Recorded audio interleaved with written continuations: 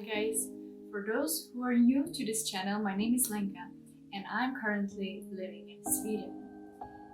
Honestly, last weeks have been very hard and difficult for me. I moved to Sweden away from my boyfriend and from my family, and this is what happened. I spent a lot of time at home because I don't want to go to parties where people are drinking. I know it's my decision, but it's been pretty sad the last weeks. And I think many of us have spent a lot of time at home during the pandemic, but I hope that at least you spend the time with your family, with your boyfriend, with your dog, or with your cat, or with your pet. But these weeks in Sweden, I have been very much alone, and this brought me to question, what should I do when I feel sad and I feel lonely? And I was thinking, either I will stay in this miserable situation, or I will do something with that, and I will boost my mood, and not just with saying, "Oh, it will be good, it will be good." After rainy days, there is always a rainbow. So I've decided to summarize the tips what you should do to be more happy when you feel sad and lonely. I definitely don't want to complain in this video, and neither I want to be a victim of the situation, because I know there are people with much more worse situation than I am, but I just want to share with you the downsides of studying abroad, because not everything is just super funny and happy, but actually this has been the first time which hit me hard. I usually had a lot of fun being abroad, but I guess it's just the pandemic and all consequences come at once. Tip number 1, be creative. Create something, doesn't matter what it is. For me personally, I'm passionate about writing, so I'm trying to write some articles. When there are days when I have no motivation to do that, I write my personal diary. But you can create so many things. Lately I've become so passionate about cutting the videos, so I'm watching tutorials for hours how to cut the videos when I'm still not that good. Still in the process though. But it's some sort of being creative. But you can paint, you can do so many creative things, and I think this really is a booster for the mood. Tip number 2. I think this tip is pretty obvious, but it's to move. It's a movement. I know it's pretty hard to move your ass from the sofa, but the reward is fascinating. I know we are told to exercise daily, but for those who are not so used to do it, really try to push it. You don't have to start with kickboxing or running 5 kilometers. Just stretch yourself, do some yoga, or do some 2 minutes exercise. I swear it helps immensely. Tip number 3, I think this is even more obvious than the previous tip, but it's listening to good music. For me, I really like fast music, something like Latin American music or salsa or some deep house.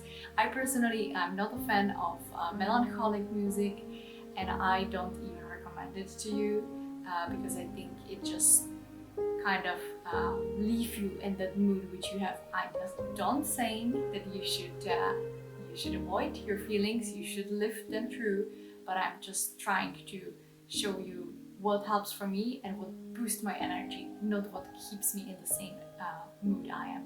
Tip number 4, we are so lucky to live in 21st century that we can just easily call all our friends, our families, boyfriends, girlfriends, everyone who is important to us, and we can spend hours talking to them. And again, I would recommend to talk about what you are suffering from, but don't talk about it just all the time, because at least for me personally, I like to talk about it, but the more I talk about my problems, the more I feel, the bigger I feel the bigger they actually are. So just easily call your mom. Your mom will be always happy every single day if you call her. Don't worry, so you can call your family, I'm pretty sure, every day. However, don't forget that even your family or your friends in your country, they have their own problems. Just listen to them. This is also one sub tip I would have for you, and I think it always feels good to help someone, to listen to someone, to be the friend to be a good friend. So help some of your friends, just maybe just listening to them. Tip number 5 is sleep. Sometimes we don't even realize how little we actually sleep or how bad we sleep. So I would say all those tips you probably know. Try to avoid phone 1 hour before you go to bed. Try to close the curtains so you don't have a light when you're sleeping. Just get some good sleep. And if you feel bored, you feel lonely, this is also a good opportunity to just sleep. My mom always say, rest, rest, rest. I think it has some limits, but just take this time for yourself and sleep. Have a nice, good sleep. Tip number 6 is work. Again, I don't want to say work in order to forget about your problems or about your feelings, but I feel the more we work, the less we actually think, and sometimes we people tend to overthink, if you agree with me. So I would say if you do some work which is leaving some results behind you, this is really, really good for your mood. At least I personally feel like that. If I see some nice results and happy clients, that makes me really feel much better. So, and if you're doing work which you don't like, well, try to follow the other tips at least. Tip number 7 is to try to organize something. If you feel that there is nothing going on around you, if you're in a new country, don't worry, you're never alone. You're never alone in any situation, but we just feel we are. But I've personally experienced that many of my peers, and not even peers, but many people feel the same as I do, but they just don't talk about it, or they just have different sensitivity. But what I want to say, organize something, even if it's just if you drink, going to the bar, or if you like sports, organizing some meetup where you work out, or some group yoga, or some group trip. And I think this is really nice opportunity to meet like-minded people. Tip number 8 is to try to learn few words every single day. If you're in a foreign country, as I am, try to learn every day. Just, I don't know, when you're doing your breakfast, or when you're on the toilet, or where you're going to school or to work, just try to learn some little things from the country you are in, because sometimes maybe there is the language barrier and we feel very excluded. We feel very not much a part of the society we are in the country. And I think learning about the culture, learning the language, all those minor things helps you understand better the country you are in. And even though you don't want to live in that country, it's just amazing to broaden your knowledge. And I always believe that it will be good for your future, because if you're talking to some locals, then you can just come up with this information and say, hey, I read that in Sweden you have this fika. Do you want to go for fika together? And then suddenly, that's a really nice icebreaker, I think. So try to learn every single day just a few words, or read some articles, or just try to be a little bit informed. I think this is particularly important because people think, okay, if I go abroad, then I will learn the language, I will understand the people.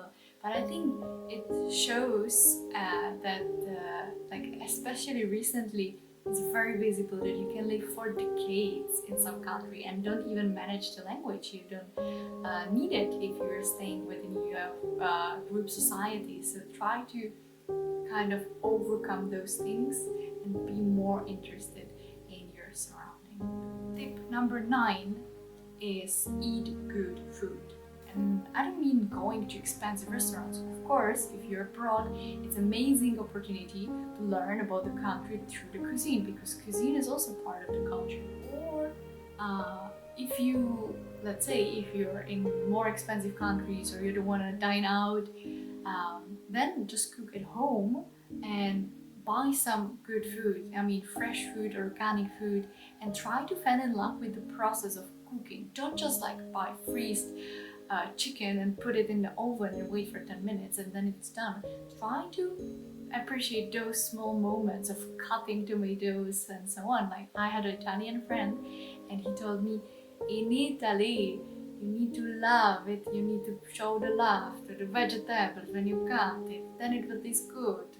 I'm so sorry, guys, if some Italians listening to this. No offense. So what I'm trying to say, even if you cook, try to be more in the moment, present in the moment. And this to me personally works so well. Sometimes when I'm really depressed, I feel sad, I'm just eating bread with butter and chocolate and drinking Coca-Cola. And then I'm like, no, this is so bad. I feel tired. I I don't feel good, and I don't even feel like emotionally much better. So having some fresh organic food really helps. My last tip is to take care about yourself. I think all of those tips kind of go hand in hand, but especially for girls, take your evening, do your nails or do your hair or put makeup. Even if you're staying at home, why not? My other friend, Eva, is saying you're not doing it because of the others, you're doing it because of yourself. So if you feel really bad, just put nice clothes, the clothes you like, put some makeup on you, and I guarantee you, you will feel instantly better. Those are all my 10 tips. What I do when I feel sad, when I feel a little bit lonely when I'm abroad. I personally have never experienced that so much, but I always believe this is a lesson, and I always believe that after the rainy days, the rainbow will come. I know it sounds like cliche, but this is what I think, and you have to fall in love with the process.